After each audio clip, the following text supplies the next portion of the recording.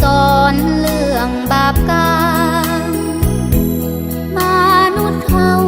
มีบาปเก่าติดตามมาทุกคนก่อนนั้นอาดัมเอวาสร้างไว้คราวนี้ข้าต้องได้บาปกรรมที่สืบมาอดีตผ่านมาข้าก่อกรรมอยู่เสมอบัดนี้ยังได้ละเมอมีกรรมเก่าเข้ามาผูกพัน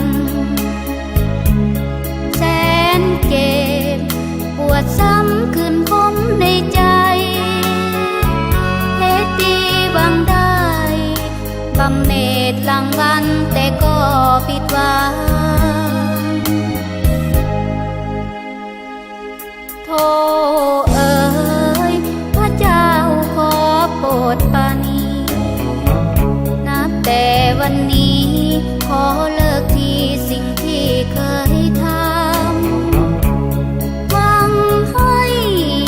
พระเจ้าได้ช่วยนำห่างเวรสิ้นกรรมที่เคยมีมาบางก่อ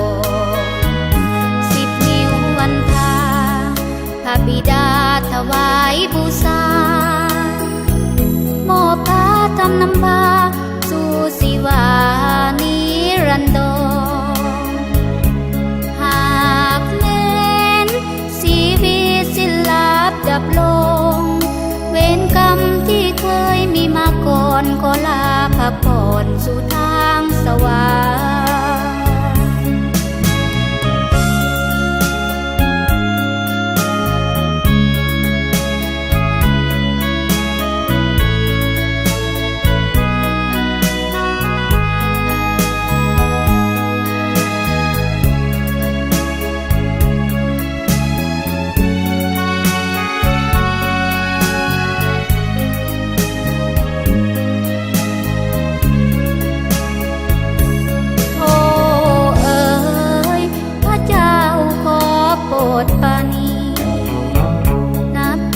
วันนี้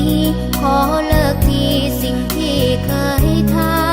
ำหวังให้พระเจ้าได้ช่วยน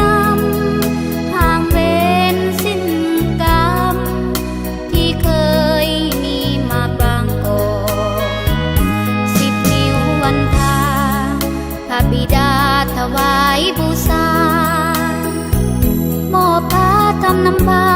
สู่สิวานิรันดรหากแม้นชีวิตสิ้นลับดับลงเวรกรรมที่เคยมีมาก่อนขอลาพักผ่อนสู่ทางสวรรค์